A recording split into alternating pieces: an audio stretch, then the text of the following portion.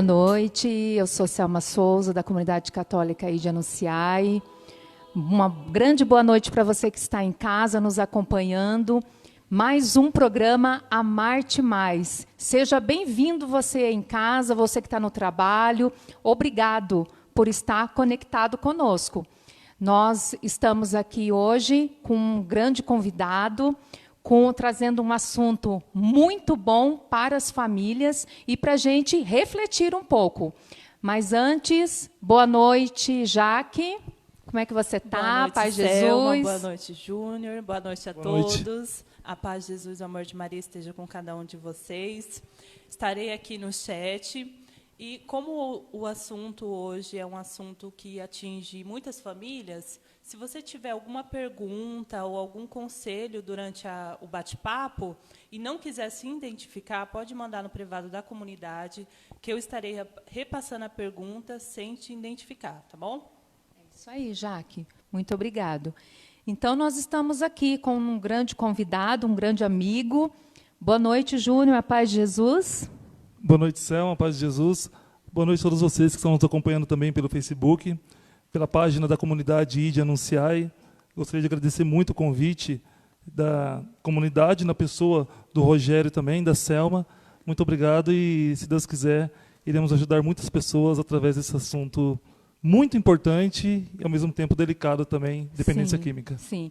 E você que está em casa, compartilhe aí com a sua família, com os seus amigos, porque hoje é um assunto muito importante, como foi dito, para os nossos jovens, para a nossa casa, tirar as suas dúvidas. Então, vamos começar então com o nosso bate-papo. Júnior, quem é o Júnior César antes da conversão?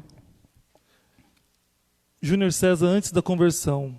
Hoje eu estou com 37 anos, né? Mas eu tive uma experiência com Jesus quando eu tinha 29 anos de idade, na cidade de Piracicaba. Eu sou natural de Mauá, né? São Paulo, do ABC Paulista, e a minha família mudou para o interior quando eu tinha 7 anos de idade.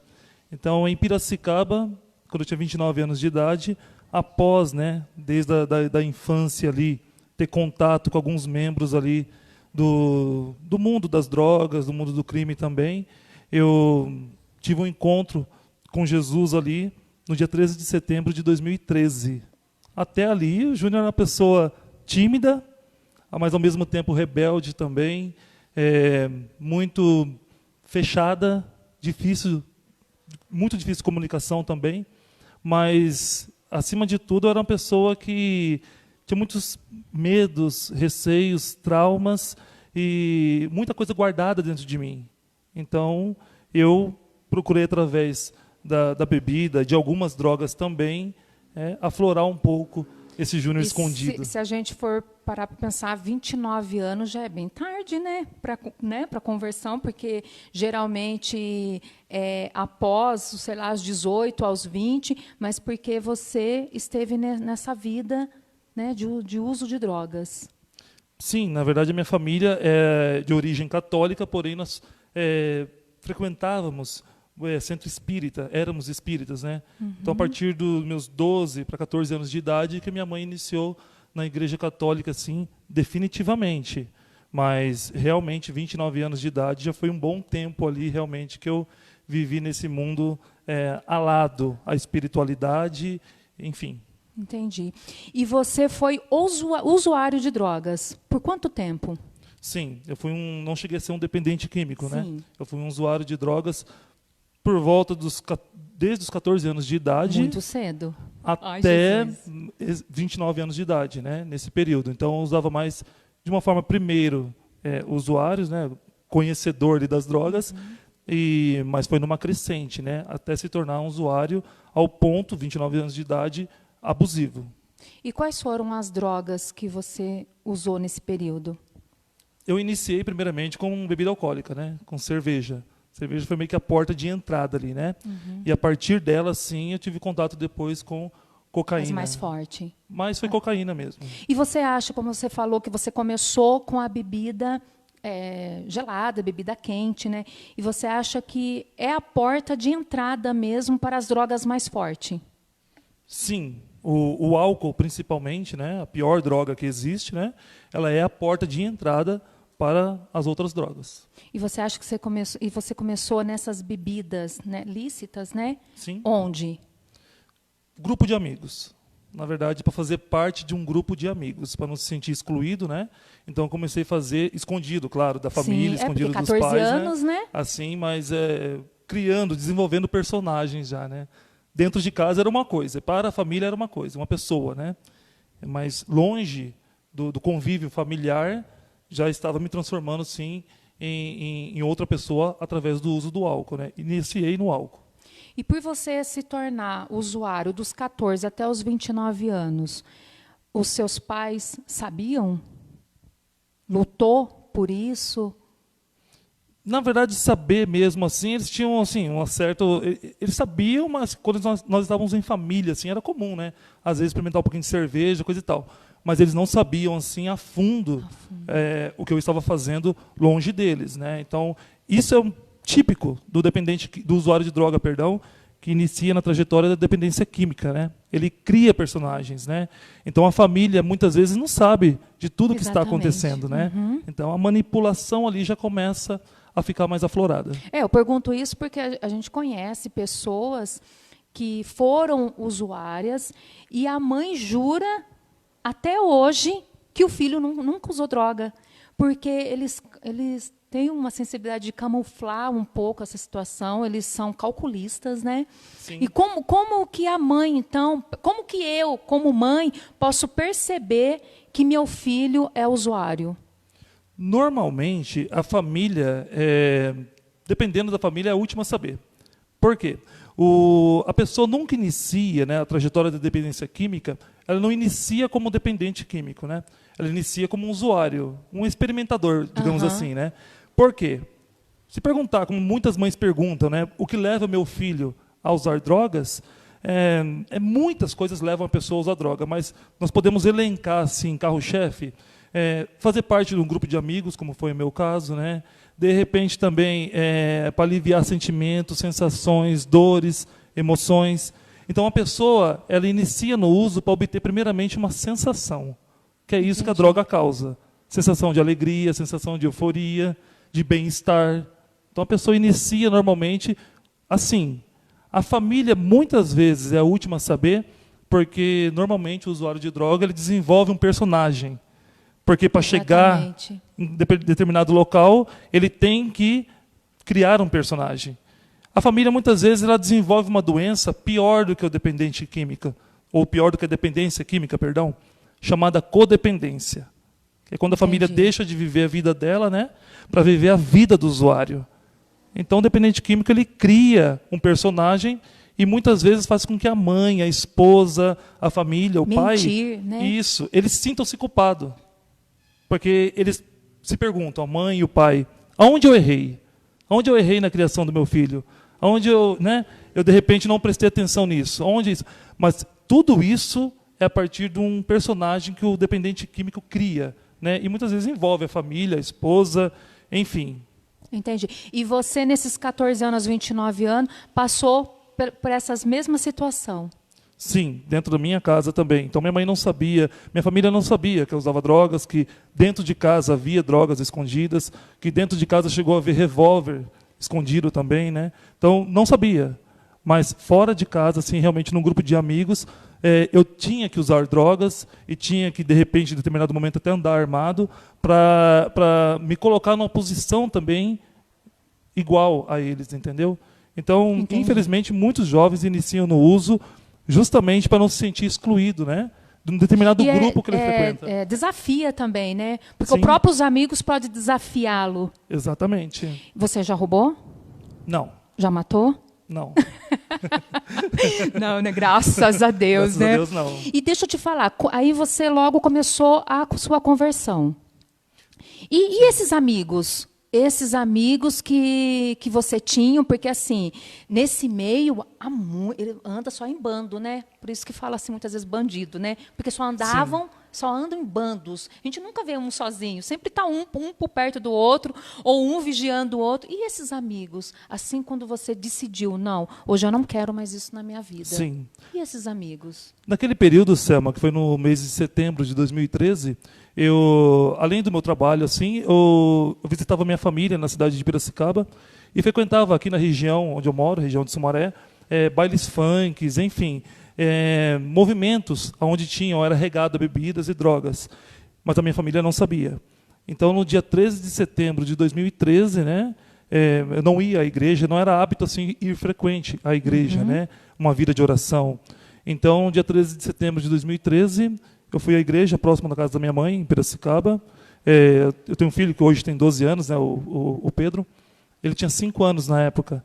Então, eu levei ele à missa pela insistência dos meus pais, da minha mãe, né, dizendo que era importante levar ele na igreja. E eu relutava muito, não gostava, dizia a ela que eu não gostava realmente de ir à igreja, mas levei ele naquela noite, dia 13 de setembro, no domingo. Posterior à missa, eu já ia voltar para Sumaré para trabalhar durante a semana, né? Mas naquela noite de domingo eu ainda ia num baile funk aqui na região de Sumaré. Já tinha agendado com meus amigos, combinado. E naquela noite eu levei meu filho na igreja. Para mim, o padre ali fazendo a homilia, celebrando, era um terror, né? Desculpa a expressão, porque eu não aguentava, né? Ele falando. Porque não aguenta ficar muito tempo também ouvindo. Sim. E né? quando terminou a Santa Missa, eu peguei meu filho pelo braço, saí à porta da igreja, no intuito de ir para a casa da minha mãe, e posteriormente voltar para Sumaré. Quando eu saí na porta da igreja, um homem chamado Paulo, que mora em Piracicaba, né? Inclusive um abraço para ele se estiver nos acompanhando. O Paulo me deu um convite. Ele disse para mim: Júnior, esse é o último convite que eu tenho de um grupo de jovens que acontece após a missa. Deixa seu filho lá. Nesse mesmo dia? No mesmo local. Deixa seu filho lá e vir participar conosco. Eu peguei o convite, amassei, né, na mão dele, inicialmente eu amassei, enfiei no bolso e saí. Andei cerca de uns 100 metros, mais ou menos, quando eu ouvi, né, senti primeiro um arrepio no meu corpo todo, e na sequência eu ouvi a voz de Jesus, que por 3 vezes disse a palavra volta, né, para mim voltar. Eu percebi depois que era Jesus, né, no primeiro momento eu achei tudo muito estranho, mas quando andei mais um pouco, eu senti novamente aquela voz muito próxima do meu ouvido, e a palavra muito nítida: eu lhe resgatei a custo de sangue, segue-me. Então, naquele momento, eu deixei meu filho na minha mãe e disse a ela, né, eu vou voltar na igreja num grupo de jovens. Ela estranhou, né, assustou, né, porque não era comum, né, a única que eu orava em casa assim de uma forma mais assídua, né. Eu não tinha usado droga aquele dia, não, né? Nada, né. Mas eu voltei e disse depois a ela que a sensação naquele momento era muito melhor do que qualquer droga, porque foi um êxtase, algo assim, não tem como narrar. Então eu voltei naquela igreja, cheguei na porta assim, alguns jovens me receberam, uma jovem me deu um abraço da paz e falou: a paz de Jesus, irmão. Eu, legal, não sabia o que responder, né? E quando eu entrei ali, eu definitivamente, naquele momento, eu percebi que houve um chamado para mim, na minha vida, né? Saí daquele grupo, sentei com a minha mãe até cerca de 11h30, meia-noite, dizendo a ela tudo que eu ouvi naquela noite, né? Cheguei na minha casa em Sumaré, peguei tudo que eu tinha assim dentro do meu quarto relacionado àquela vida passada, seja do hip hop, seja de tudo mais, e decidi me desfazer de CDs, músicas, roupas, enfim, tudo que eu tinha relacionado àquilo. 1h30 da manhã, né? Fui na lixeira na frente da minha casa, joguei tudo e olhei para o alto e disse: a partir de hoje eu quero seguir o Senhor, né? Já que o Senhor me chamou. Ai, graças a Deus. E naquela noite, dia 13 de setembro de 2013, até hoje, graças a Deus, nunca mais eu fiz o uso de álcool ou qualquer tipo de drogas. Mas no outro dia, na mesma semana, na empresa que eu trabalhava, as pessoas já perceberam a mudança. Porque eu parei de sair em baladas, em happy hour, bebidas, enfim. Muitos se afastaram de mim. Posso dizer para você que 40% das pessoas que eu conhecia... Aquele convívio de amigos, aquele afastaram. bando, né? Se afastaram porque disseram que eu estava, né? Tá ficando fanático, fanático religioso, tudo é Deus agora, né? Mas eu acredito, de certa forma, que Deus permitiu que tudo isso acontecesse também, até porque muitos daqueles que se afastaram de mim hoje estão até em outras religiões. Testemunho de Jeová, outros são da Assembleia de Deus, enfim, né? Mas, graças a Deus, muitos também iniciaram esse caminho, né? E você tem contato com eles? Sim, tenho contato com todos. Desde a época do mundo do crime, digamos assim, né? Até hoje. Eu me comunico por carta ainda com pessoas, né, que infelizmente, no passado foram detidos, estão pagando, né, a pena pelo que fizeram. Mas eu não deixei de ser amigo de nenhum, porque eu acredito que talvez o meu testemunho de esforço de mudança de vida possa também cativá-los a mudar, né? E quando, Júnior, esses seus amigos, né, eles eram presos, alguns provavelmente foram assassinados, né, vamos dizer assim. Vários. E o que você sentia? Porque, tipo assim, antes eles do que eu, como que era a sua sensação? Porque estava naquele mundo, vendo os seus amigos sendo presos, alguns sendo assassinados, muitos morrendo. Como que era a sua reação? No momento que eu sabia que muitos foram presos ou que alguns morreram, eu ficava triste, mas ao mesmo tempo eu não sabia explicar qual que era o sentimento naquele momento, né? De livramento, não sei, mas eu nunca fui à igreja até aquele momento, então eu não sabia dizer. Hoje eu entendo, sim, na ótica cristã, que foi um livramento de Deus. Um não, né? Vários. Cheguei já a estar presente em cenas em que amigos meus foram alvejados, tomaram tiros do meu lado, né? E me pouparam, de certa forma, né? Entendi. Então eu acredito que foram muitos livramentos. Claro, sim. Né? Claro. E o Júnior, ele é nosso amigo nosso de casa, né? Da minha família. E algumas coisas eu sei do Júnior, né? Como, por exemplo, eu sei que o seu irmão também foi usuário, né? E o seu irmão procurou o tratamento na Esperança e Vida. Sim. Inclusive, nós queremos mandar um beijo para o Robertinho. Quem sabe ele está nos assistindo, né? Um grande abraço, Robertinho, nosso amigo e fundador da Associação Esperança e Vida, né? Meu espelho, né? Nossa, amamos ele demais. Um grande beijo, Robertinho. E o seu irmão, ele procurou a Esperança e Vida para se tratar. Foi nesse meio tempo ou não que você entrou na Esperança e Vida? Como que foi esse laço de amor entre você, porque inclusive nós conhecemos o Juninho pela Esperança e Vida. Sim. Como que foi esse laço de amor de você com a Esperança e Vida? Porque já que o seu irmão também foi usuário, né? Sim, graças a Deus, meu irmão também foi um usuário, graças a Deus hoje está também, Deus, buscando viver a sobriedade, mas o meu irmão foi em 2009, ele fez um tratamento na Esperança e Vida, né? E graças a Deus foi de muito valia para ele também, para todos nós. Então eu conheci a Esperança e Vida em 2009, 2 ou 3 encontros que eu fui visitar o meu irmão, e posterior a isso, em 2013, quando houve essa experiência espiritual que eu tive com Jesus, uma semana depois, meu irmão veio, estava mais próximo de mim, e ele me chamou para a Esperança e Vida. Ele falou, vamos participar do Cerco da Misericórdia na Esperança e Vida, que eu até perguntei para ele, que Esperança e Vida? Eu tinha esquecido. Ele falou, onde eu fiz tratamento em 2009 e tal. E eu fui para a Esperança e Vida e foi amor literalmente à primeira vista, né? Pisei naquele local e ali eu senti já que Deus tinha um plano, não só um plano com aquele chamado que Jesus fez há uma semana antes na minha vida, dentro da Esperança e Vida. E você já foi trabalhar lá com o Robertinho, né? Sim, sim. Onde você hoje é terapeuta e tudo mais, graças à Esperança e Vida. E você começou a trabalhar lá, foi coordenador. Explica um pouquinho para a gente como que foi esse trabalho seu dentro da Esperança e Vida. Sim, em 2013 eu iniciei como voluntário, né? No mesmo dia eu dei meu nome para o Robertinho, e naquela noite, numa quarta-feira, numa missa do Cerco da Misericórdia, ele disse a todos, né? Fez um convite. A Esperança e Vida não tem um grupo de jovens ainda. Quem quiser iniciar, eu quero conversar depois. Você não tinha experiência nenhuma. Naquele momento, já levantei a mão, falei, faz uma semana que eu comecei para a igreja, muito gostoso, tal. E, enfim, ali comecei como voluntário. Em 2015, 2 anos depois, eu fui dispensado da empresa que eu trabalhava, né, durante 10 anos, e já iniciei no mesmo dia como voluntário.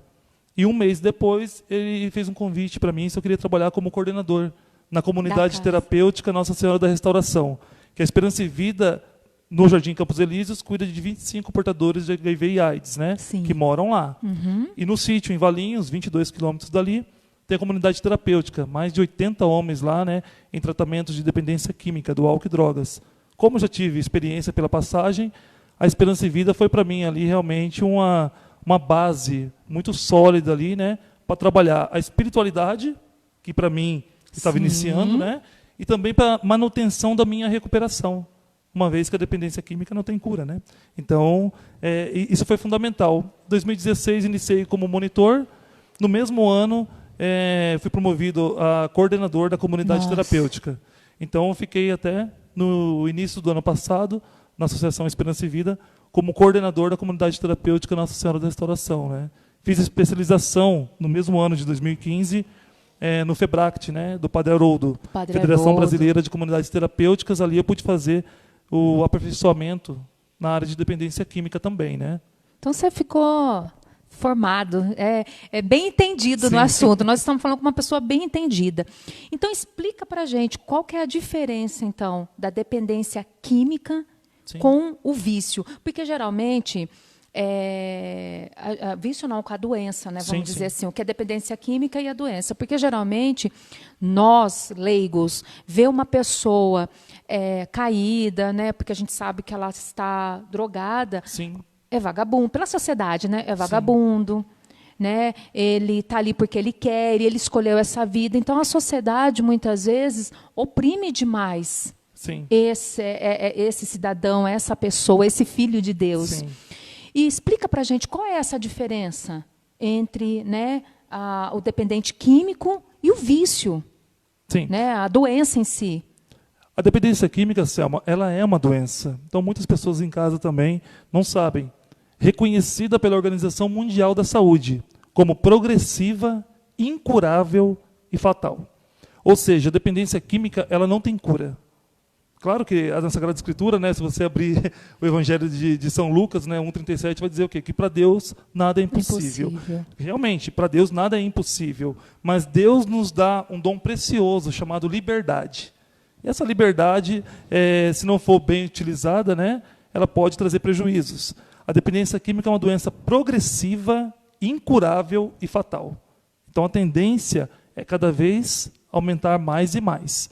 Então a pessoa começa ali como um usuário, né, normalmente, né, um experimentador, e a tendência é o organismo da pessoa, né, desenvolver tolerância. Então, de repente, a cervejinha em determinadas pessoas não faz mais efeito. Então ele vai para uma bebida mais forte, de repente vai para uma droga mais potente. É importante as pessoas de casa saberem também que não tem um padrão, não existe um padrão. Mas de repente tem um amigo meu que usa cerveja, bebe cerveja há anos e não desenvolveu dependência química. Sim, mas tem muitas pessoas em que a cerveja, depois de um determinado momento, não faz mais o efeito que ela deseja. Porque a pessoa usa a substância para obter uma sensação. Então, normalmente, a pessoa inicia como um experimentador, um usuário, né? E a tendência é aumentar. E a dependência química é classificada pela OMS, Organização Mundial da Saúde, como uma doença biopsicossocial. E nós, na comunidade terapêutica Nossa Senhora da Restauração, entendemos também que ela afeta uma quarta área do indivíduo, que é a área espiritual. Biopsicossocial e espiritual. Então ela afeta o biológico, o organismo, o corpo da pessoa, como o álcool, a maconha, o crack, né? E, por exemplo, nós podemos citar o álcool. Disparada a pior droga que existe. Porque às vezes a gente está num ambiente familiar, onde, vamos beber um pouquinho, não sei o quê, e ali a gente não percebe que muitas vezes o nosso filho está começando ali, nesse ambiente familiar, e geralmente as pessoas ficam muito agressivas. Sim, essa sensação, essa situação, Selma, acontece porque normalmente uma criança, ela tem a referência do pai que bebe como? Quando ele não bebe, ele tem um determinado comportamento. Nossa, ele é fechado, ele é bruto, ele é áspero, né? Se eu peço, de repente, um dinheiro para ele, para que você quer dinheiro, filho? Mas por que quando ele bebe, ele chega brincalhão, ele chega alegre? Se eu peço R$5, ele me dá 50, né? Como que esse pai consegue ser tão bom de uma hora para outra, né? Porque parece que quando meu pai não bebe, ele tem um determinado comportamento, e quando ele bebe, ele parece ser uma pessoa tão boa. Principalmente o alcoolista, né? A gente costuma dizer que tem a carreira do alcoolista, ele começa como o experimentador. Numa festa, esse alcoolista, ele bebe, ele é o brincalhão, né? É a alegria da festa. Nossa, se aquela pessoa não for, não tem graça. Porque ele bebe, assim, ele conta umas piadas bacanas, né? Mas depois de um tempo que ela se torna dependente, as brincadeiras daquele alcoolista já não tem mais graça. Então ele já começa a ser, né, o incômodo da festa. Depois de um determinado tempo, O alcoolista ele já é o mal visto da festa. Se ele for numa festa, as pessoas não querem ir, porque ele se torna uma pessoa chata. Sim. Entendeu? Então tem até uma certa carreira, digamos assim, né, do alcoolista, um caminho traçado para quem não cessa o uso, né, quando já desenvolveu a doença da dependência química. Existe o dependente químico e existe o usuário abusivo de drogas. Nós temos que compreender que existem esses dois estilos, né, digamos assim. Então, nem todos são dependente químico. Mas, geralmente, todo dependente químico foi um usuário abusivo do álcool e de drogas. E geralmente, essa pessoa que ela é usuária ou ela é viciada no álcool, vamos dizer assim, como que uma pessoa ela se descobre que ela é viciada, vamos começar no álcool, né? No álcool. Quando ela já começa assim, normalmente, quando ela bebe, ela obtém uma sensação de prazer, de conforto, que é isso que o álcool traz, né? Mas depois de um tempo, ela começa a perceber que o álcool está roubando dela, digamos assim, algumas particularidades. Ela já é uma pessoa que ela já começa a sentir a necessidade diariamente de beber. Não porque ela quer somente, mas porque o organismo dela já pede o álcool e pede a droga. Sem perceber, ela começa a tomar uma cervejinha todo final de semana. A rotina, 2, 3 vezes por semana, de repente é todo dia, né? A pessoa bebe, tem que beber todos os dias, quando chega do trabalho. Ela, sem perceber, já se tornou um dependente químico. E ela não sabe, ela porque não o nome se toca. diz tudo. Dependo daquilo todos os dias. Dependente químico, né? Então, normalmente, a pessoa começa a perceber que ela já está perdendo o domínio e o controle, quando isso já começa a afetar a área biológica, psicológica, porque normalmente os alcoolistas desenvolvem doenças relacionadas, né, por exemplo, a esquecimento, né? Tem até uma doença muito conhecida, a esquizofrenia, loucura, né? Causada 25% no mundo pela maconha, né? Mas também a bebida alcoólica causa isso, demência alcoólica também, né? Uma doença muito grave. Então, a pessoa começa a perceber que a sua família é afetada, o seu trabalho é afetado, os seus estudos são afetados. E isso você está falando do álcool, né? Você não está falando... Somente do álcool. Está falando do álcool. Porque, às vezes, né, você falou de uma pessoa brincalhona, mas, de fato, muitos se tornam muito agressivos. Começa a destruir. E quando começa isso? Já destruir as coisas em casa, já começa a falar alto, já começa a gritar, e até partir para a agressividade mesmo física. Sim.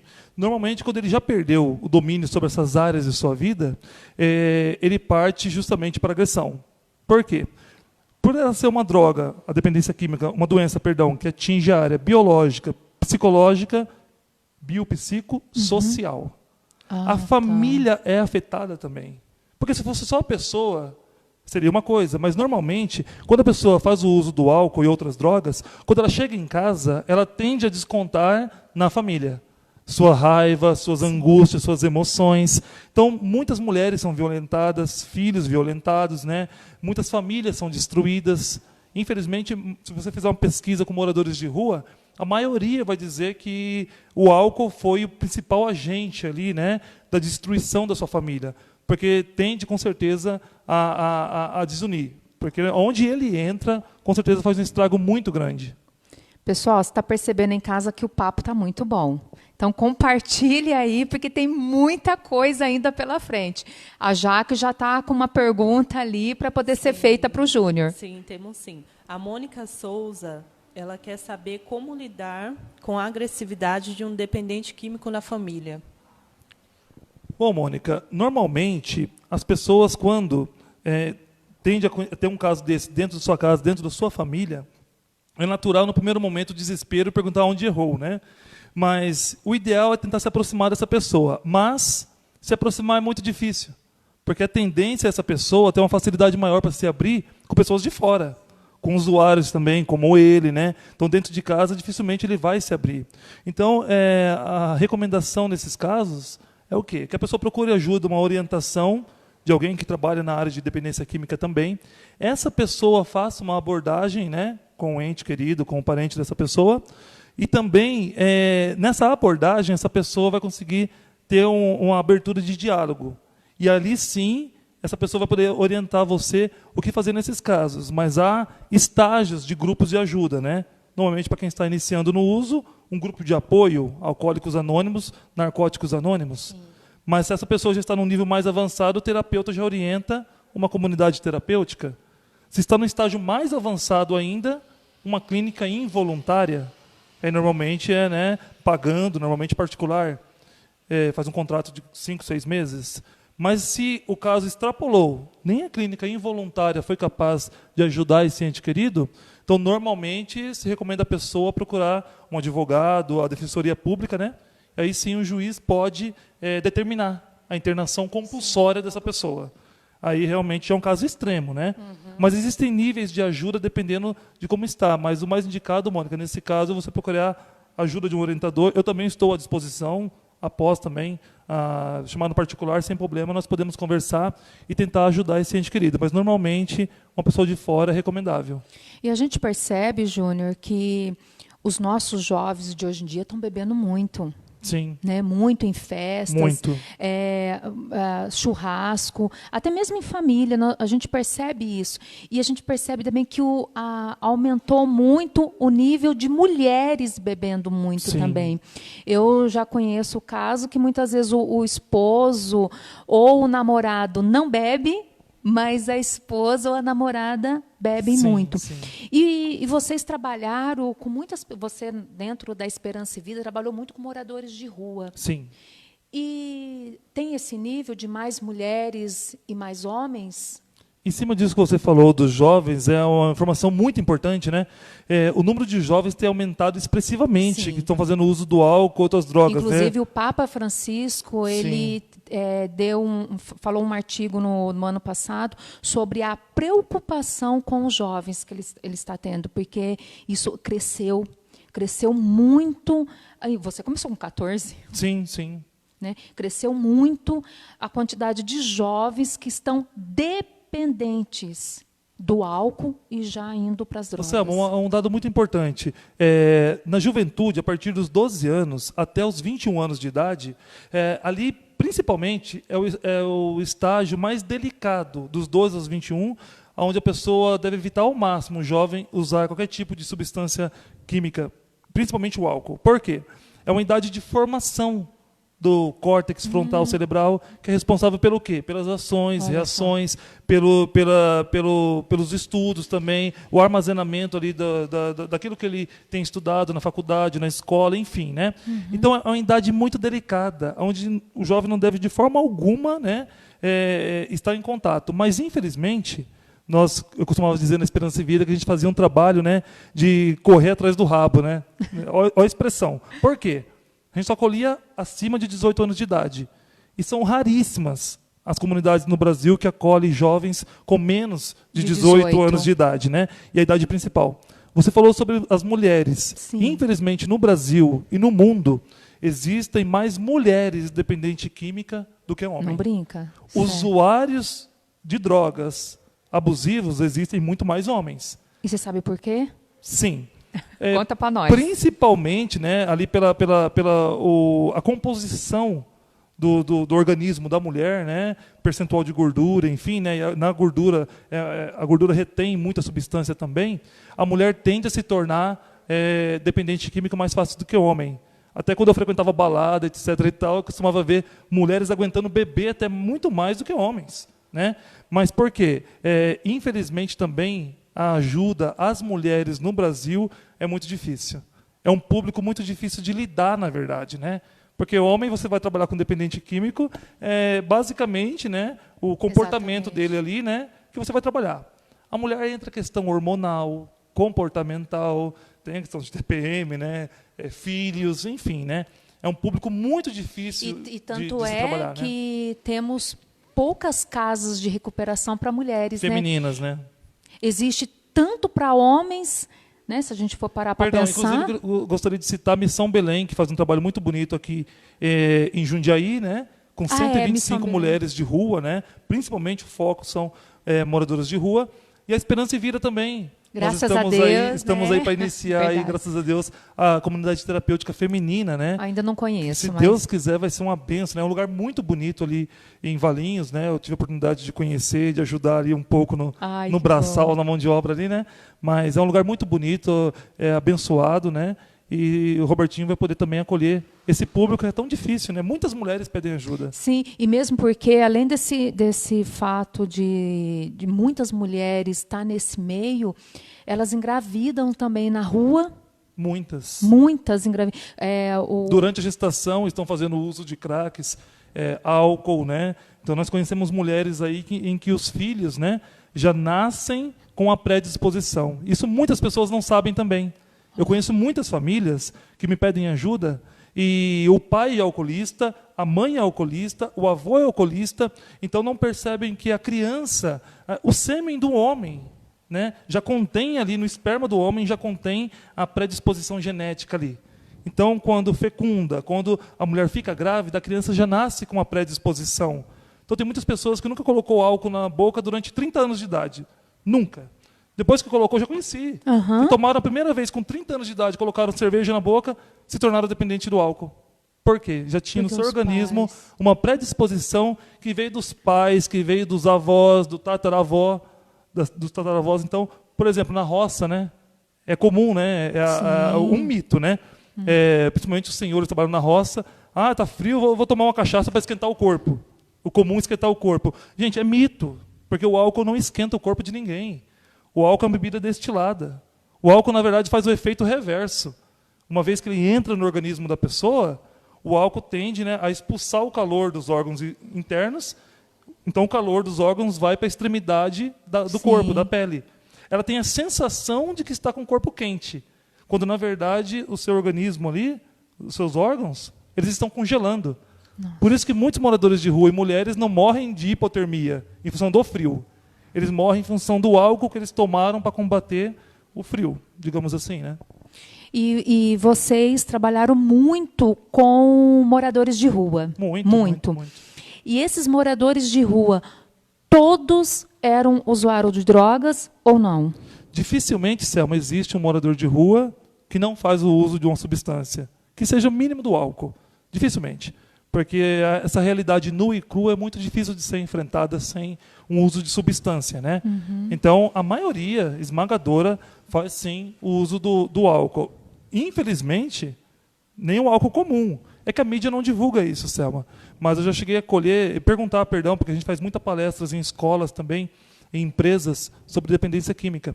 E a pergunta que eu faço costumeira é: qual que é a bebida do momento, né, que está fazendo a onda dos jovens no momento? Então, citam vodka, citam isso, citam aquilo, e eu falo, nenhuma dessas aí. No momento, nós estamos acolhendo na Esperança e Vida, a bebida do momento se chama etanol, álcool de bomba de posto de gasolina. Nossa. Mas eu já conheci pessoas, Selma, em que até o etanol não fazia o efeito. A pessoa, em 2016, um homem chegou a pedir ajuda para mim e para o Robertinho, né? Isso foi pessoalmente. E ele dizia que começou na cerveja, foi para pinga, bebida quente, nada fazia mais efeito. Chegou um tempo que ele dizia assim: eu cheguei no etanol. Aí eu brequei ele e falei: puxa, mas você chegou no fundo do poço, homem? Júnior, depois de um tempo, o etanol me dava uma brisinha. Eu falei: pô, brisinha? Mas o que fazia somente, né? Aí ele dizia, isso eu constatei pessoalmente. Ele colocava numa garrafa de 330 ml de água, né, 3 dedos de etanol, 3 de gasolina, um comprimido de azepam de 10 miligramas e um pouquinho de suco-tangue. Então ele falou que chacoalhava aquilo ali, tomava, aí sim, ele caía duro no chão porque fazia o efeito que ele esperava. Mas veja a trajetória dessa pessoa, que começou numa cerveja que para ela não tinha menor problema, bebida quente, até chegar ao ponto do álcool, etanol. E muitos estão no etanol. A que ponto que chega, né, um ser humano, né? E lá na Esperança e Vida, vocês tratavam sem nenhum remédio? Sim, basicamente o tratamento é sem medicamento, não é medicamentoso. E qual é o milagre de muitos saírem de lá e não voltarem mais? Num primeiro momento, Selma, é necessário sim um medicamento para conter a crise da abstinência. Isso, a abstinência. Porque o organismo da pessoa está tão acostumado com álcool, um alcoolista, por exemplo, principalmente esses senhores que ficam em porta de boteco, se ficar um dia sem beber o álcool, a tendência é ele começar a tremer. Então, normalmente, mais um golinho de cachaça, arrebata, ele para de tremer. Chama delírios trêmeros, né? Quer dizer, o corpo dele já grita pelo álcool, né? Então tem que dar um regulador de humor normalmente ali, né? Uma glicose, alguma coisa para acalmar um pouquinho. Mas depois nós encaminhamos, né? Na mesma semana mesmo, para um psiquiatra. Sim. Porque normalmente o psiquiatra vai recomendar algum medicamento. Talvez a pessoa não precise, mas tem casos em que talvez ela precise passar a vida toda tomando algum tipo de medicamento para conter a ansiedade, as crises, enfim, né? Mas, graças a Deus, esse trabalho é basicamente em cima da espiritualidade, partilha e reuniões. A espiritualidade é fundamental no processo de recuperação do dependente químico. E vocês, nesse período que você trabalhou lá, passou muitos homens, muitos. E muitos acabavam ficando com vocês lá, né, para poder ajudar. Sim, sim. Tem muitos testemunhos de pessoas que eu resgatei na rua, né? Que Deus usou naquele momento para resgatar na rua, e após cumprir o período de tratamento, decidiram também doar a sua vida dentro da obra, porque a família abandonou, as pessoas abandonaram. Exatamente então, isso. eles decidiram dedicar a sua vida ali. Então, eu citava com a Selma pouco antes de entrar no ar, né? Até um caso de Montemor, que um morador de Paulínia, de rua de Paulínia, no qual eu fui pregar para um grupo de 50 moradores de rua, né? Em Paulínia, e um deles decidiu aceitar o tratamento, acolher o tratamento, morava na rua, sem família, e hoje ele mora aqui na cidade de Montemor, trabalha numa empresa, né, bem conceituada aqui, e constantemente falo com ele pelo WhatsApp, e ele manda fotos da casa dele, mobiliando a casa dele, o progresso dele depois que ele parou de usar o álcool. Seja, então isso é gratificante demais, né? Tem jeito. Para tudo tem jeito. Tem jeito. Até para a morte tem jeito, né? Jesus ressuscitou, né? Até para a morte tem jeito, né? Para tudo tem jeito. Então você confirma, então, que todos esses moradores de rua, eles têm uma família? Sim. Há uma história, Selma. Há uma história. Eu acho fundamental, você, passando essa pandemia, né? Você que tiver a oportunidade de chegar no morador de rua, não só para dar comida, né, para dar um dinheiro, porque tem morador de rua que dispensa comida, porque comer é o que eles mais comem na rua, né? Dependendo da metrópole que ele mora, ele come até melhor do que eu e você. Muito bem eles comem. Mas não é a fome deles de comida mesmo. Eles querem alguém que ouçam eles. Por trás de cada morador de rua, Selma, tem uma história. Tem uma história. E uma história que pode acontecer um dia na minha, na sua família também. Então, acho fundamental ouvir, porque até cura, Selma. Eu conheci muitas pessoas que foram curadas de depressão, curadas de sentimento de rejeição, quando tiveram contato com o morador de rua. Porque quando você tem esse contato, se rebaixa diante da miséria ali, espiritual, física da pessoa, você fala, pô, Deus é muito bom comigo. Eu tenho uma família, eu tenho um lar, eu tenho alimento, eu tenho saúde.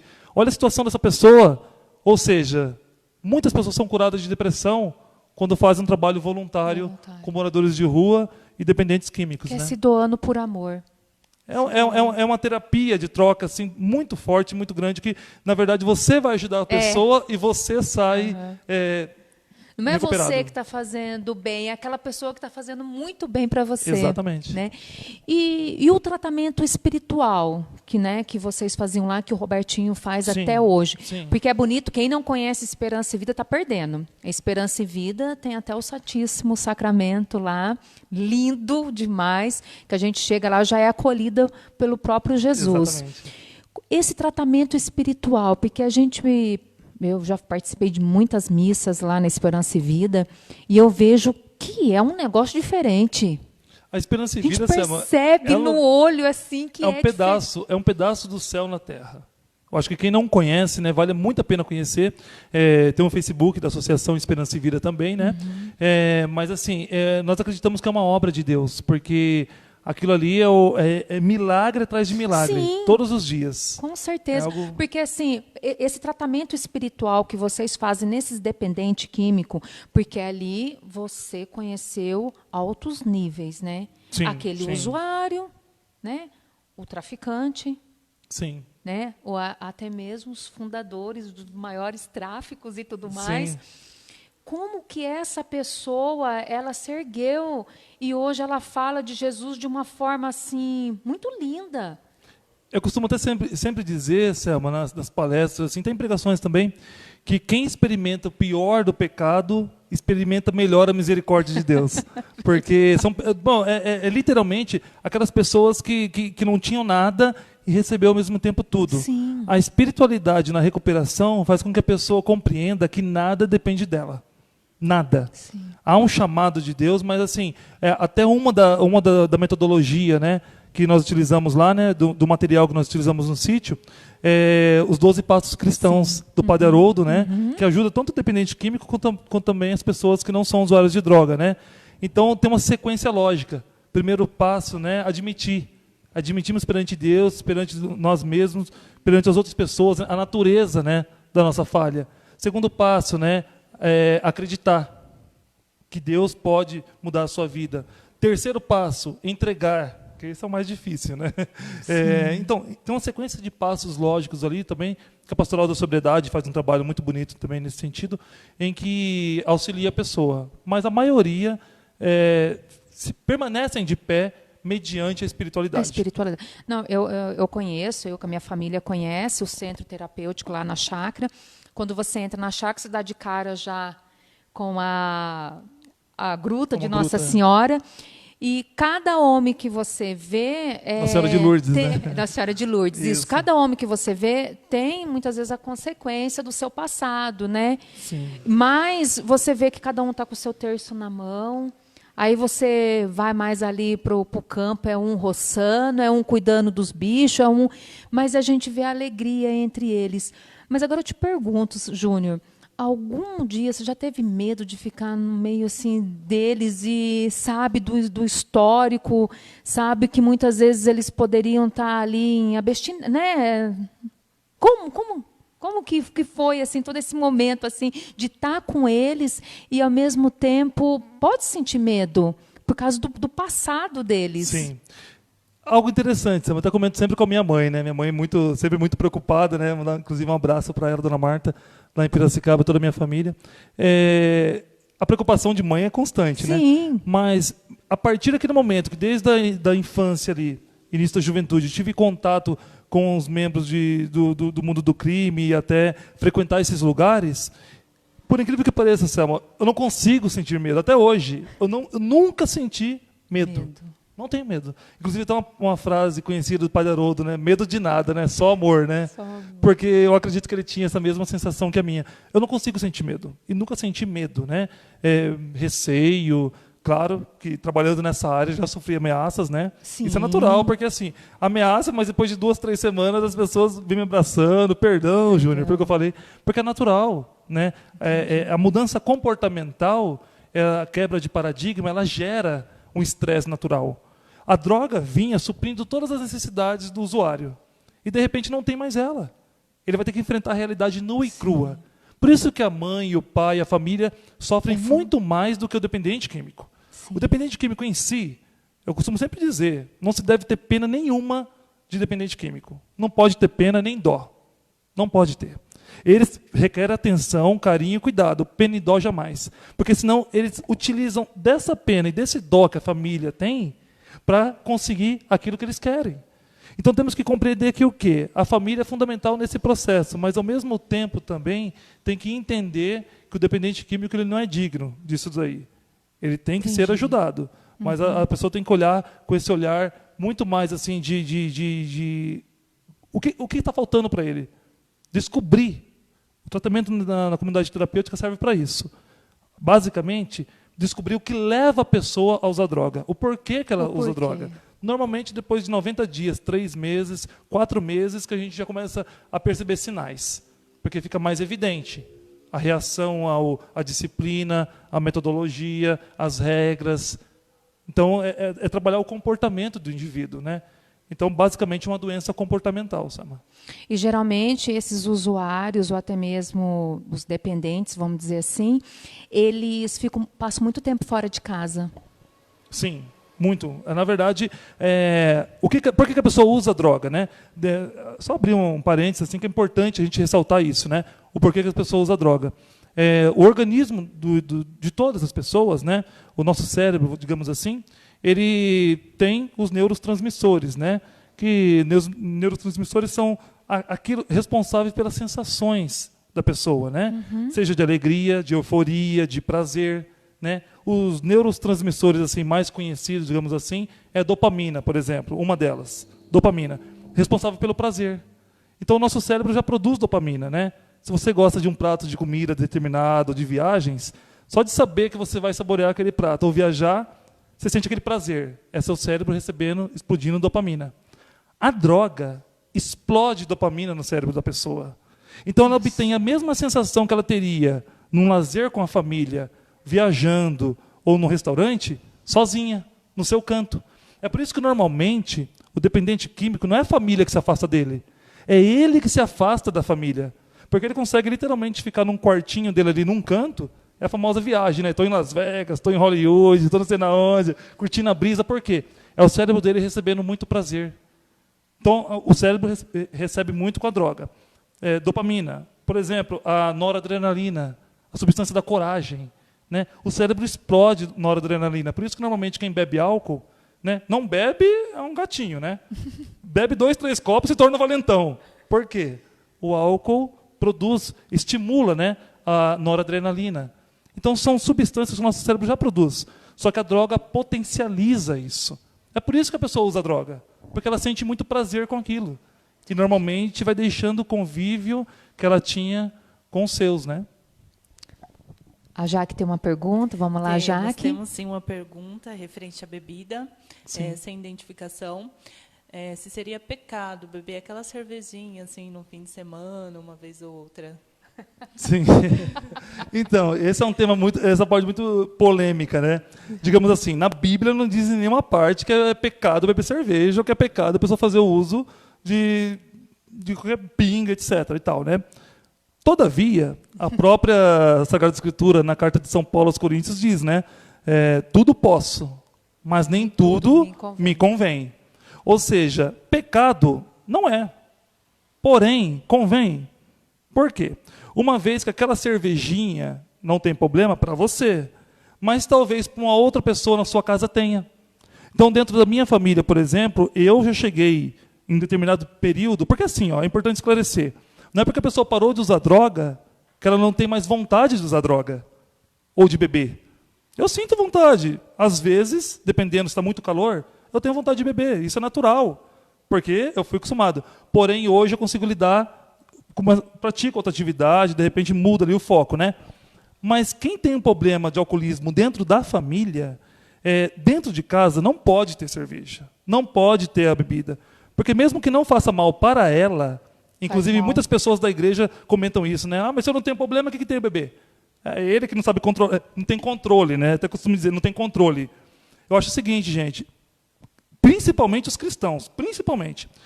Se você não tem problema com o álcool e tem uma pessoa que tem, por caridade, por misericórdia, né, ao irmão, vou fazer um sacrifício. Olha, o meu irmão tem problema, eu não tenho, mas por amor a ele, eu não vou beber. Por amor a ele, eu não vou fazer o uso. Porque uma cervejinha talvez não tenha problema para mim a vida toda. Eu conheci pessoas que fumam maconha há 45 anos. De manhã e à noite. Nossa. Trabalha normalmente, não causa problema algum. Nela, não tem problema. Agora. Mas vai ter futuros. Mas em outros, 4 anos de uso de maconha, eu conheci pessoas que desenvolveram esquizofrenia. Ou seja, não podemos dizer que há um padrão. Em cada pessoa, o álcool reage de uma forma. Então, se a pessoa quiser beber uma latinha de cerveja, não tem nada que impeça ela de beber. Todavia, ela pode ter um gatilho dentro dela, que vem genético já, em que ela pode desencadear a dependência química. Eu costumo dizer que nenhum botequeiro aí dos velhinhos, digamos assim, começou na cachaça. A maioria começou numa bebida mais leve, que não tinha problema, como você disse, né? Que essa pessoa que estudou. Mas eu acho que aí vai da pessoa fazer esse raciocínio, né? E fazer essa análise. Se convém fazer isso, né? Porque ela pode, muitas vezes, também desencadear em outras pessoas esse gatilho, né? Sim. E já que ele mencionou sobre a palavra de Deus, no Catecismo da Igreja Católica, no número 2291, diz que o uso de drogas causa gravíssimos danos à saúde e à vida humana. O tráfico de drogas constitui cooperação direta com o mal, pois incitam as práticas gravemente contrárias à lei moral. E o Papa Francisco, ele também mostrou muito preocupado, como eu já tinha dito antes, e ele falou numa audiência no Vaticano o seguinte: Abre aspas. Quero expressar com total clareza que a droga não se derrota com a droga. A droga é um mal e com o mal não pode haver cessões ou compromissos. Fecha aspas. O que ele quis dizer nessa audiência no Vaticano sobre a legalização das drogas? Sim. Então, por que que a igreja hoje, né, nós como cristãos católicos, nós estamos falando para os católicos, Sim. por que a igreja hoje católica ela é contra a legalização da maconha? Das drogas, desculpa, sim, das sim. drogas. É também, né, esse diálogo constante, né, esse tema delicado, a liberação das drogas, que a droga não faz mal. É importante esclarecer, no campo cristão, por exemplo, tudo que Deus criou é bom. Deus não criou nada ruim. Né? O livro de Gênesis diz que ele criou o céu, a terra, o mar, a água e viu que tudo era bom.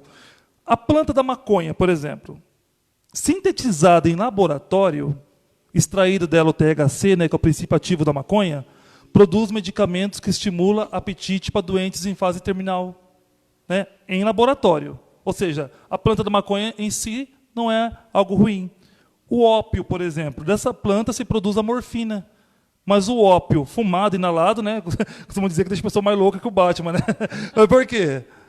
Em laboratório, sim, mas fumado, não. Os países que legalizaram, muitos deles já não conseguem mais dar conta dos casos de loucura, esquizofrenia, né, em função do uso. Isso é importante esclarecer. A maconha, ela causa dependência, causa Danos, esquizofrenia, né? esquizofrenia, como eu disse também, né? Assim como o ópio também. O crack, por exemplo, uma droga terrível. O crack, Selma, ele demora. Uma vez que a pessoa inala, o crack nada mais é do que a pasta, né, da cocaína, né, em forma de pedra, né? Cocaína petrificada. O crack ele demora 1 minuto, quando a pessoa fuma, para entrar na corrente sanguínea da pessoa, percorrer a corrente sanguínea. A brisa do crack, ou seja, o efeito do crack, 1 minuto em média. Isso foi pesquisa que eu já fiz em estudos, em artigos e também com pessoas. A abstinência do crack, a vontade de usar o crack de novo, 1 minuto a 1 minuto e meio em média. Ou seja, o ciclo de quem usou o crack entre fumar, a brisa e a abstinência, no máximo 4 minutos e meio. É por isso que a maioria, se você vê a Cracolândia em São Paulo, as pessoas andam somente com shorts na rua. Por quê? Vende tudo para obter aquela pedra, para obter aquilo ali. Assim como o álcool também, eu disse que é a pior droga que existe porque ela afeta a área do organismo da pessoa, do indivíduo, pâncreas, fígado, rim, baço. Cigarro, em que a gente, né, em função do tempo, não pode estender muito, mas o cigarro, por exemplo, a maioria das pessoas que fumam, depois dos 40, 50 anos de idade, né, o cigarro causa vasocontrição, ou seja, o calibre da veia da pessoa diminui em função do tabaco. Então a tendência é não chegar sangue na extremidade do corpo da pessoa e desencadeia diabetes. Então a maioria das pessoas que usam cigarro é um passivo e um futuro aí, né, candidato a desenvolver diabetes. E sem contar quem está ao lado também acaba fumando ali junto. Fuma de tabela, a gente costuma dizer, né? E até pior, né? Essa pessoa que fuma ao lado aí acaba sofrendo consequências piores ainda do que aquele que está com o cigarro na mão. Mas hoje os moradores de rua consomem mais crack. A droga, em sua maioria, porque dentro assim, do crime, digamos assim, o crack é visto assim como, né? Se o cara está fumando crack, ele chegou no fundo do poço, literalmente, né? Mas nas ruas, o crack ele ainda é uma droga que causa um efeito muito rápido. É muito rápido o efeito do crack, né? Então, o álcool e crack, podemos dizer assim, que é o carro-chefe assim nas ruas. Então, é engraçado, né? Se é pecado ou não, nós somos templo do Espírito Santo, né? Vamos poupar esse corpo, né? Sim, sim, porque assim, é um cartão de crédito, Selma. A pessoa, enquanto é jovem, eu posso beber que não dá nada, não tem problema, 20, 30, 40... Depois dos 50, mas hoje em dia, né, infelizmente, né, devido à variação das drogas, depois dos 40, já começa a vir reflexos do uso da substância. Então, a gente costuma dizer no sítio que quem usa droga normalmente só tem 3 caminhos. Quem não para é cadeia, porque normalmente muitos são presos em função disso aí, praticam furtos para conseguir a substância. Cemitério, ou seja, morte. E, por último, uma instituição, se a pessoa conseguir a sorte ainda de chegar a uma instituição. Né? No mundo, Selma, a gente se assusta com esses números do Covid agora aí, se assusta, né? Mais de 70 mil mortes. Você sabia, Selma, que no mundo, Só o álcool mata 3 milhões de pessoas por ano. Nossa. No mundo. A maconha, mais de 200 mil pessoas por ano. Ou seja, o Covid, essa doença que veio agora, tipo assim, ela veio, né? Se Deus quiser, vai passar logo. Sim. Mas o álcool permanece. A maconha permanece.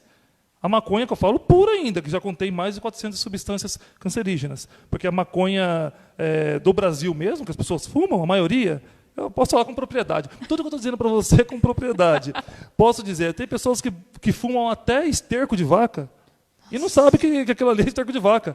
Porque eles misturam, é tanta mistura. Na cocaína, por exemplo, vai diversos tipos de misturas ali, até vidro. Tem vidro no meio da cocaína.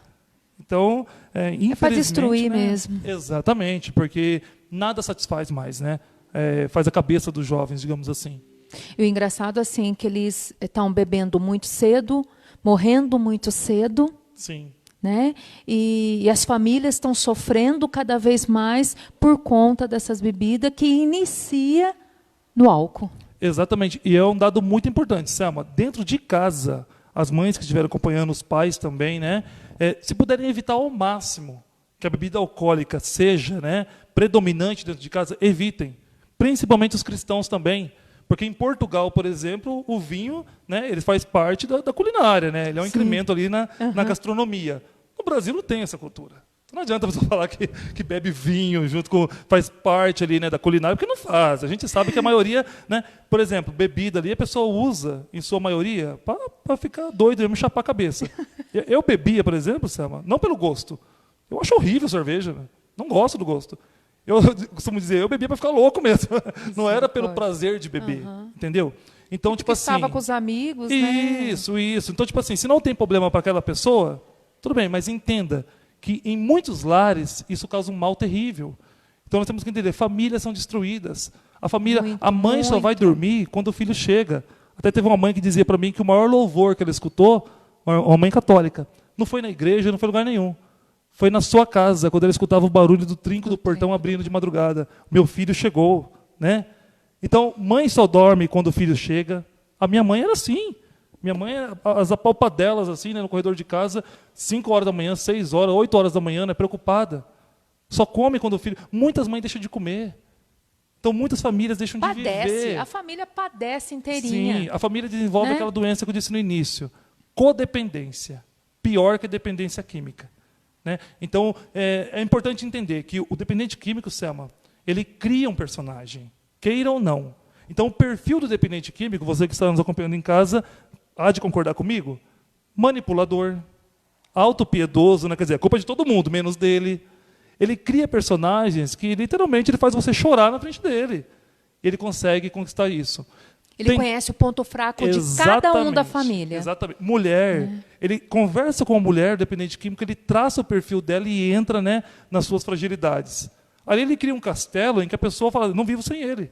Muitas mulheres engravidam do dependente químico, acreditando, né, que se der um filho para ele, vai fazer com que ele... Pior. Tem muitos aí que têm 10, 15 filhos e não deixa de ser usuário de droga. Por quê? Tem que partir de uma decisão. Eu decido, né, fazer um esforço para mudar de vida. Né? É importante entender que hoje eu faço parte da Igreja Católica, né? Estou militando, porém a gente não deixa de ser pecador. Sim. Continua tão ou mais pecador. Sim. Só que a diferença é que a gente enxerga hoje com os outros olhos, com olhos de Cristo, né? A gente começa a olhar a pessoa com um olhar de piedade, com um olhar, não de piedade, perdão, um olhar de irmão. Então eu ajudei muitas pessoas, Selma, a partir desse olhar, não julgando, mas falando, peraí, essa pessoa tem algo bom, o coração dela é bom. O coração do dependente químico é bom, não é ruim. Eu descobri isso no sítio, quando você vai lapidando o coração da pessoa e descobre que ali dentro tem realmente uma pessoa muito importante. Amém. Já que nós temos a última pergunta, né? Eu sei que o programa está bom, mas vai lá, Jaque. É a pergunta da nossa irmã Rose, que também vai responder à pergunta da Paula Gabriela. Qual o conselho para os pais que encontra seus filhos nessa situação, tanto nas drogas quanto no alcoolismo? Qual o conselho para os pais? Então, Selma, o importante... Desculpa, o nome dela é? Rose Lopes. Rose.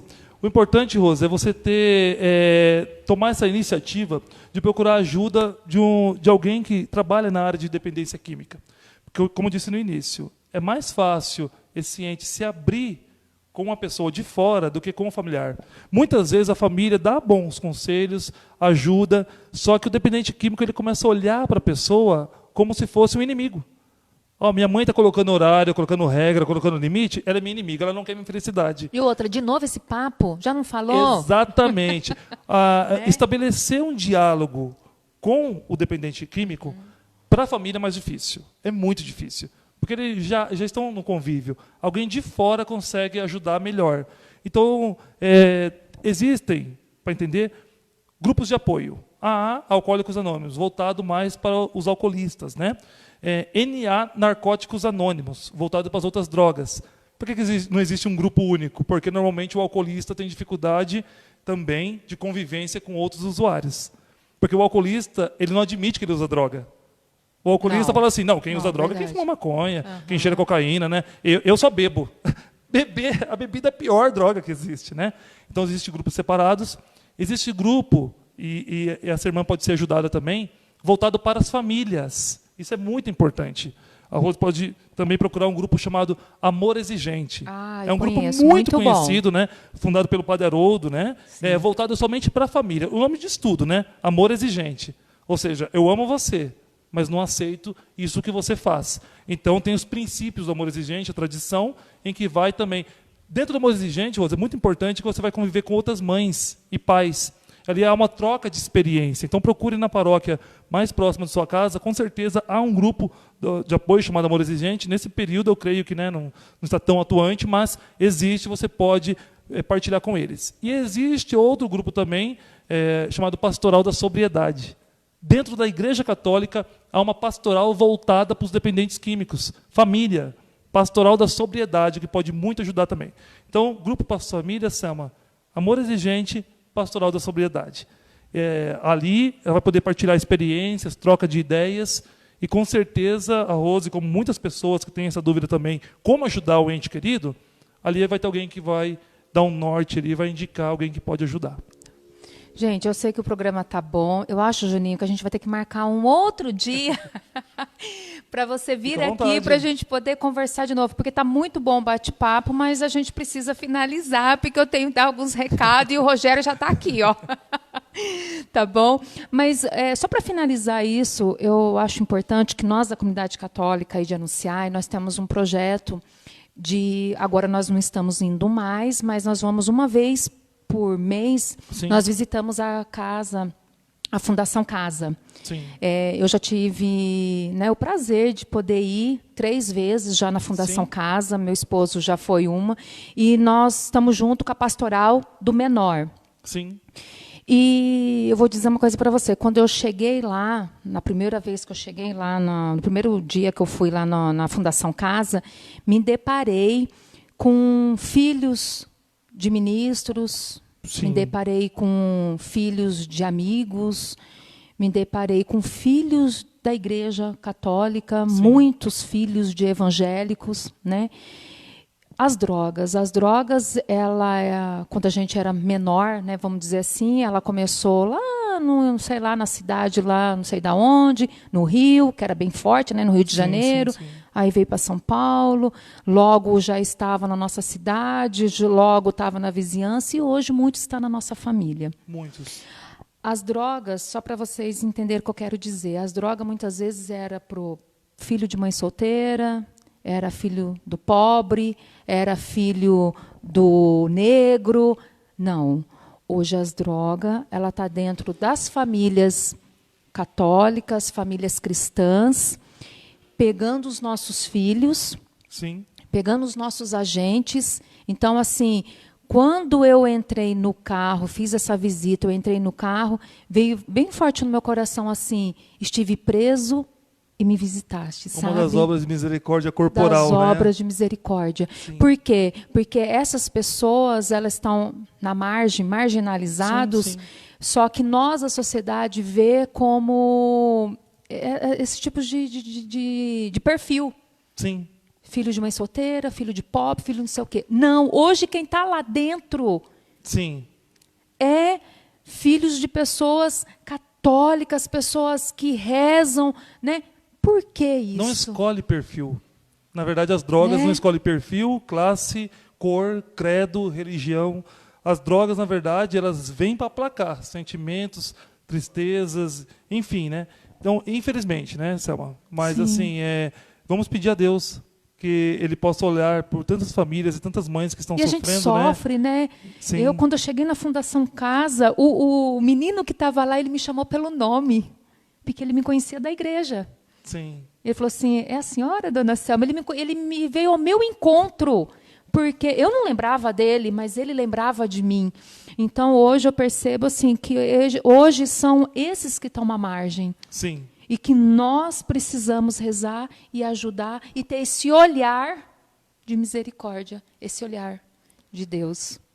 Uma das condições, Selma, finalizando, eu creio que é importante quando nós pegarmos a Bíblia, Mateus 25, ali Jesus coloca as condições para nós entrarmos no reino dos céus.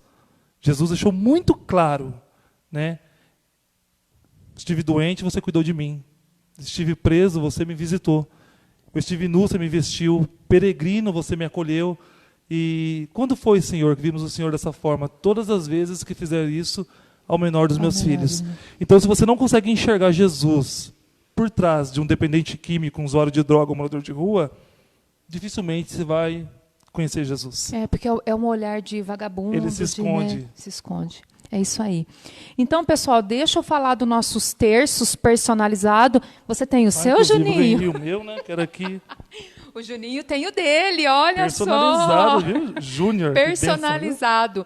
Então, você que não adquiriu ainda o seu terço personalizado, adquira, por favor, porque daí você comprando o terço com o seu nome, você está ajudando a casa, viu? Comprar e rezar, está ajudando. Né? Compra e reza. Né? Então, a função do terço personalizado é esse. Você compra, você reza, ajuda a casa, sim, ajuda a comunidade e você evangeliza. Então, adquira seu terço. Nós temos os terços aí. Esse é o terço da Divina Misericórdia, aqui de Santa Faustina. Nós temos esse terço. Nós temos o terço Nossa Senhora das Graças. Nós temos Nossa Senhora Aparecida.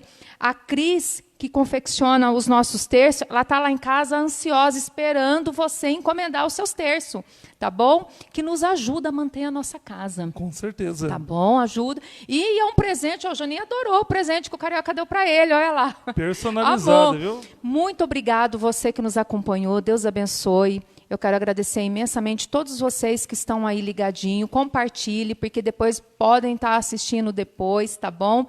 Eu quero agradecer imensamente vocês de outros estados, né? O Ceará nos acompanha. O Espírito Santo também. O Espírito Santo está nos acompanhando. Olha que bênção, onde nós estamos chegando com a graça de Deus. E que tudo isso que foi falado aqui atinja essas famílias e essas famílias achem uma luz no fim do túnel por tudo isso que nós partilhamos e conversamos aqui hoje. Tá? Jaque, muito obrigada, viu? Deus abençoe você. De nada, amém. Gostaria aqui de mandar um abraço para Josimara Gerardi, que está nos assistindo pela primeira vez. Seja muito bem-vinda, irmã, que Deus abençoe.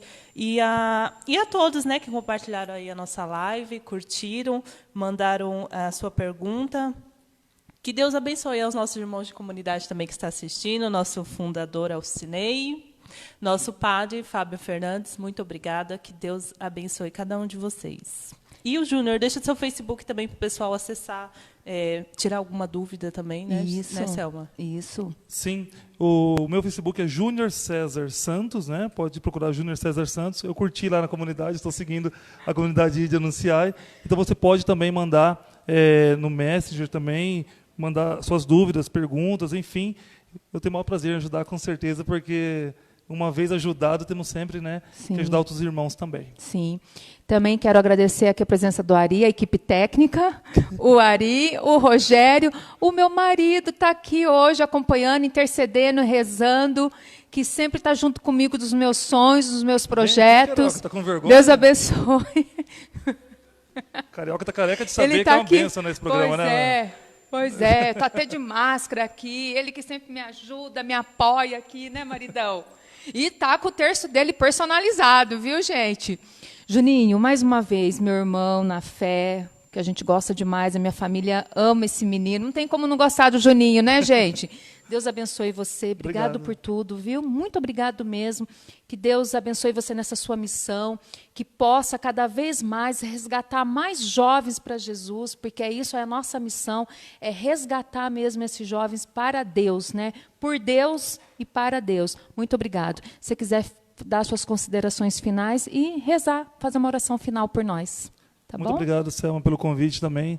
A todos da comunidade de Anunciai. É uma alegria muito grande, né? Sempre estou à disposição para o que precisar, sempre, né? E também mandar um grande abraço para o Robertinho, da Associação Esperança e Vida, que ali é a minha casa, né? E também para o Evandro, da Pastoral da Sobriedade de Mogi Guaçu, o irmão que, quando eu vim para cá, eu estava pensando muito nele também. O Evandro é uma pessoa fantástica, que, mesmo durante a pandemia, acolheu os moradores de rua, né, durante o pico realmente da pandemia ali. Então foi uma bênção, né? E levou para as casas de missões sem medir esforços. Então um grande abraço para o Evandro, para minha família em Piracicaba, para a Selma também, para minha namorada, né, Mariana, tem que mandar. Mas quero também dizer que Deus está conosco.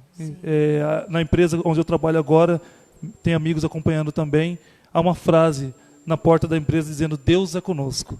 Então eu levo sempre essa frase comigo em todos os lugares, desde quando eu entrei lá, e é verdade.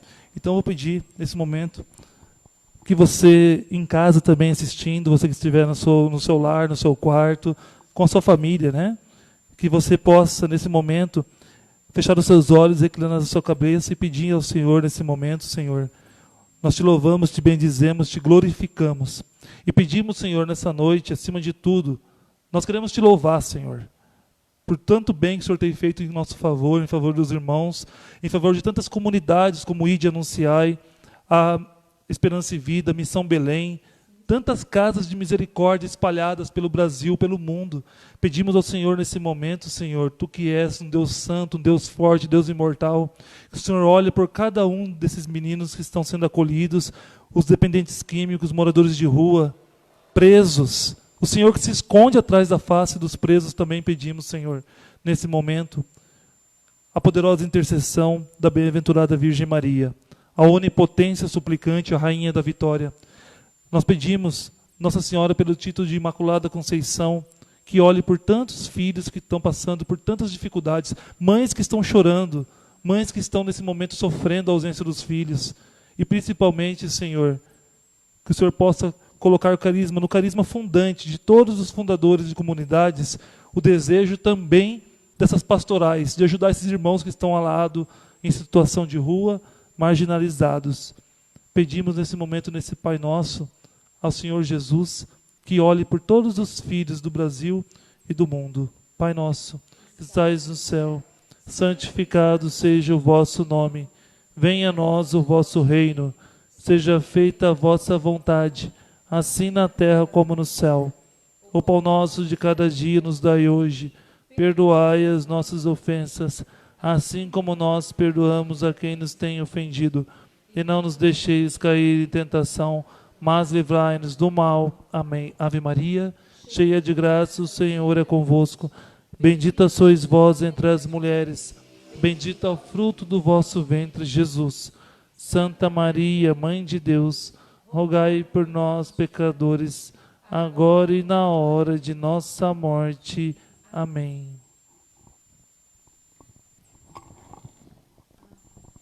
Verdade, eu esqueci dos avisos finais, mas tudo bem. Lembrando que dia 20/7, o programa oracional Falando com Deus. O Amarte Mais, ele volta dia 27/7, tá? Com um convidado, um participante muito importante, muito bom. Assistam lá, tá bom? E queria dizer para vocês que a comunidade Nossa Senhora de Fátima, que é da Paróquia São Francisco, ela está promovendo o lanche de pernil para ajudar a paróquia, né, para custear as despesas da paróquia. Santa Luzia também, do Jardim Amanda, né, da paróquia Santa Luzia da cidade de Hortolândia, do bairro Jardim Amanda, também está com a Noite do Caldo. Tá? E a paróquia Santo Antônio, aqui em Montemor, está com uma ação entre amigos que o prêmio é R$5.000. Eu já garanti aqui, ó, o meu, tá bom?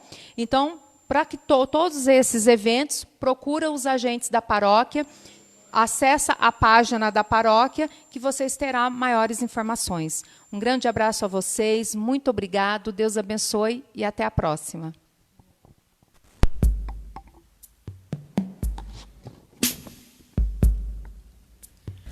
Oh